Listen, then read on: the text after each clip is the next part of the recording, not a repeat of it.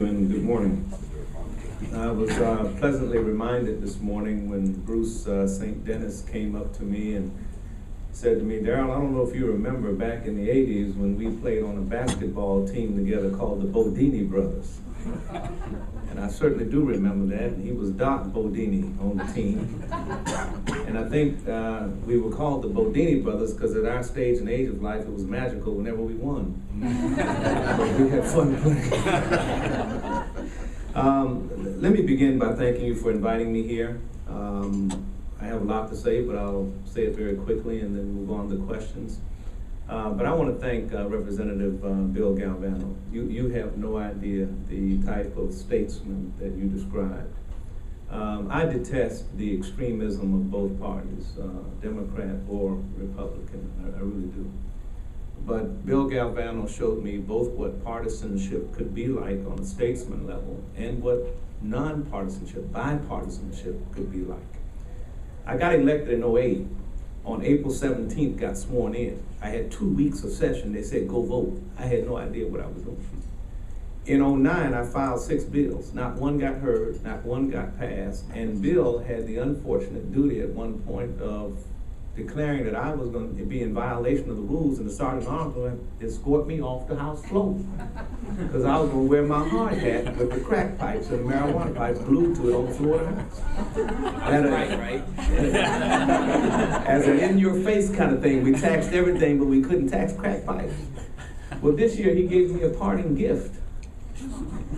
When the bill sailed through the House and the Senate, I went up to him and I said, Representative Galvano, I know we're not supposed to use props on the House floor, but I have my journal from March 17th, 1998, when I checked in the Hazelden Treatment Center in West Palm Beach to try to find out how to quit smoking crack and doing drugs and drinking alcohol.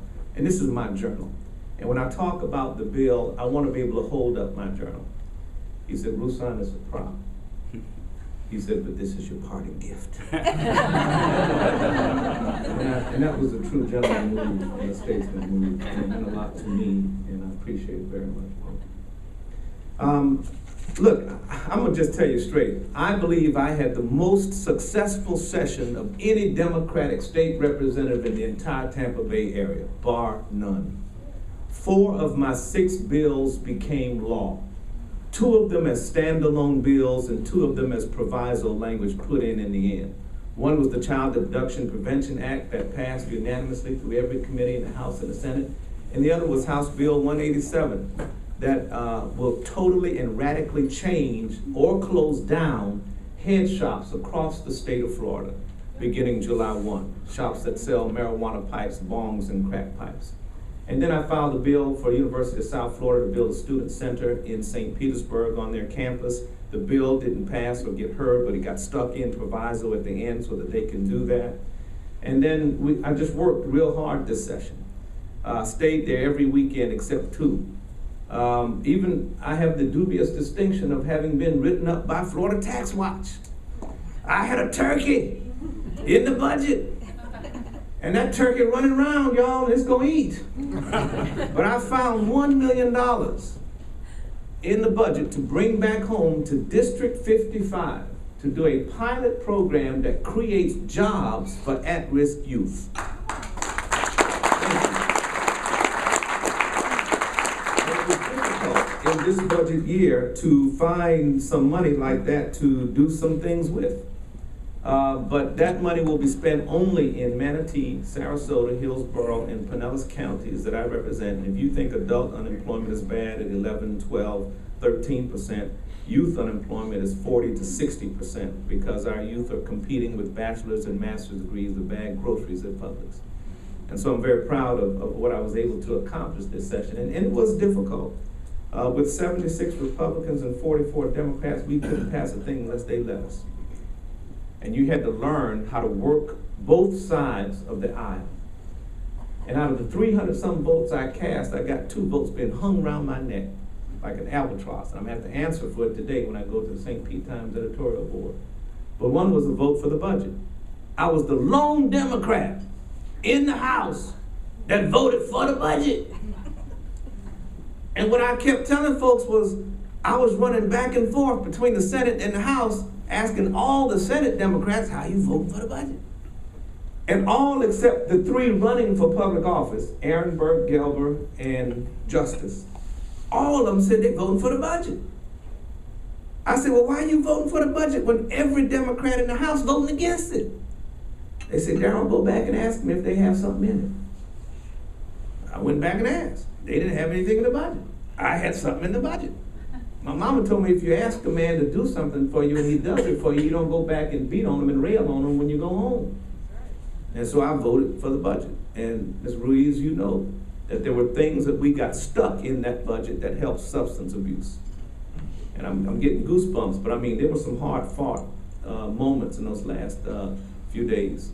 And the second vote that they're killing me with, and I'll close on this one, is I voted with the Republicans to put Amendment 7 on the ballot.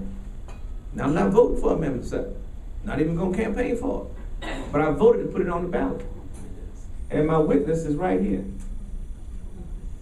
Amendment 7 is the redistricting amendment. 5 and 6 is what fair districts did. 7 is what was crafted and put on to add it. But if people look at the video camera of the House floor, what they'll see is I had voted against it.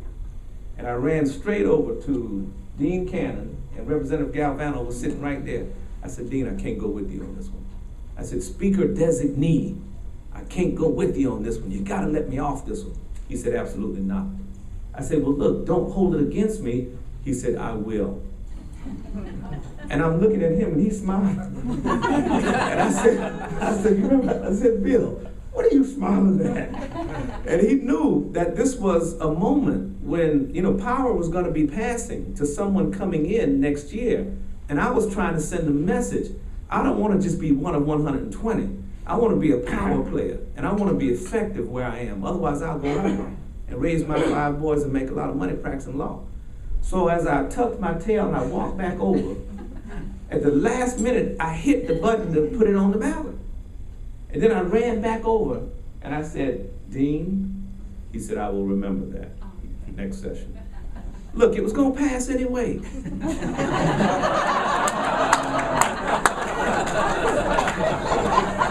And so now what all the Democrats are telling me is I'm not a good Democrat because I voted with them for that. But I learned that you barter some votes when you're trying to get some things done, right?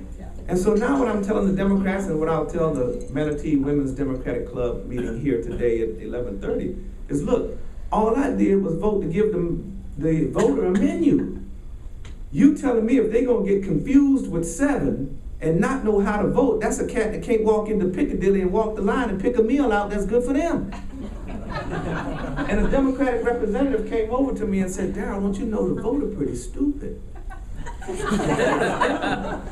And you can't put things on a ballot that's going to confuse the voter.